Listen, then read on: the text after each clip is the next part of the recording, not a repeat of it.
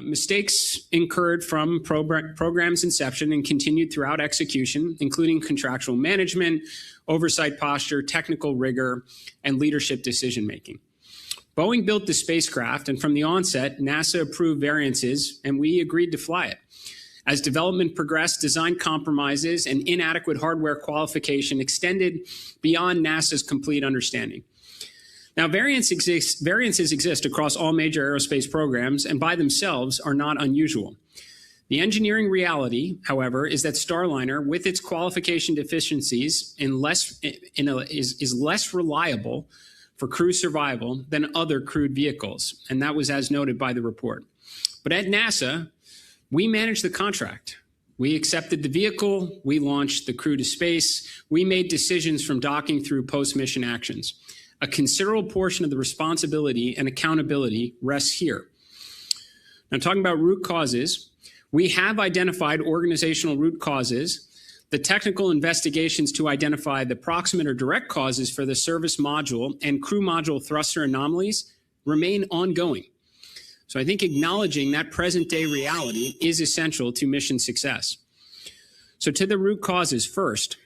NASA's limited touch acquisition and management posture left the agency without the systems knowledge and development insight required to confidently certify a human-rated spacecraft, and insight versus oversight was not applied consistently. Second, Boeing's propulsion system design and certification approach allowed hardware to operate outside qualification limits, which is incompatible with crew safety margins.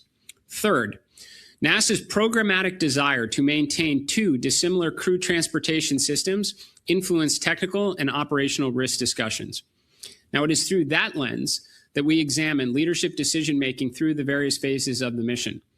Pre-launch.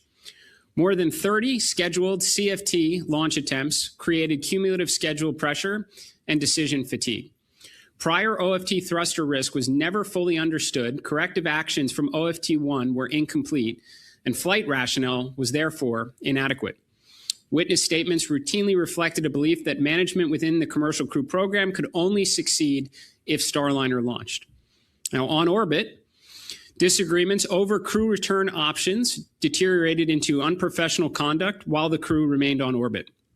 Witness statements describe an environment where advocacy tied to the Starliner program viability persisted alongside insufficient senior NASA leadership engagement to refocus teams on safety and mission outcomes. Now, post-mission, despite the loss of 6 degrees of freedom control and cost thresholds exceeding a Type A mishap by a factor of over 100, a mishap was not declared. Concern for the Starliner program's reputation influenced that decision. Initially, our commercial crew program investigated itself. Ultimately, these decisions were inconsistent with NASA's safety culture, and a subsequent independent investigation was commissioned, and the record is now being corrected. Today, we formally designate this event a Type A mishap to ensure lessons are fully captured for future missions.